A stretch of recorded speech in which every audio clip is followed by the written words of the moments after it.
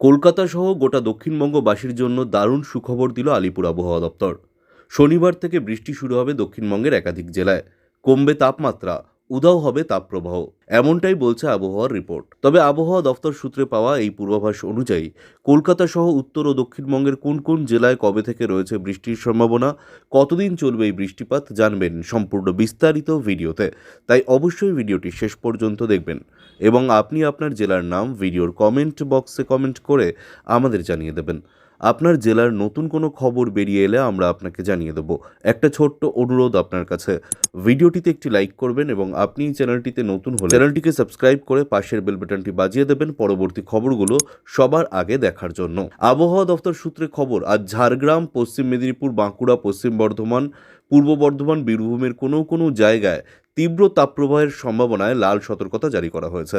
দক্ষিণবঙ্গের বাকি সমস্ত জেলায় জারি রয়েছে কমলা সতর্কতা। বৃহস্পতিবারের পর শুক্রবারও দক্ষিণবঙ্গের সবকটি জেলাতেই থাকছে তাপপ্রবাহের কমলা সতর্কতা।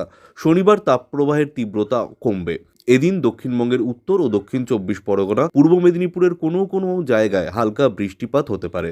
এরপর রবিবার বৃষ্টি হতে পারে 24 পরগনা, পূর্ব মেদিনীপুর, বীরভূম, নদিয়া, মুর্শিদাবাদে। সোমবার কলকাতা সহ রাজ্যের সব জেলায় বজ্র বিদ্যুৎ সহ বৃষ্টি হবে বলে জানিয়েছে আবহাওয়া দপ্তর। 8 মে পর্যন্ত বৃষ্টি চলতে পারে দক্ষিণবঙ্গের একাধিক জেলায়। এই সময় কালবৈশাখী ঝড়ও হতে পারে কোথাও কোথাও। শনিবার থেকেই তাপপ্রবাহের তীব্রতা কমবে। চলতি সপ্তাহেই কলকাতা সহ গাঙ্গেয় পশ্চিমবঙ্গ এবং উপকূলবর্তী এলাকায় বন্ধ তাপপ্রবাহ। উত্তরবঙ্গের কিছু কিছু জেলায় বৃষ্টি চলছে। আগামী 7 মে পর্যন্ত উত্তরবঙ্গের দার্জিলিং, কালিম্পং, জলপাইগুড়ি, আলিপুরদুয়ার এবং কোচবিহারে হালকা থেকে মাঝারি বৃষ্টির সম্ভাবনা। শনিবারের পর থেকে বৃষ্টির পাশাপাশি 50 কিলোমিটার বেগে ঝড় হতে পারে। 5, 6 এবং 7 মে উত্তরবঙ্গের সমস্ত জেলাতেই ঝড় বৃষ্টির পূর্বাভাস জারি করেছে আবহাওয়া দপ্তর।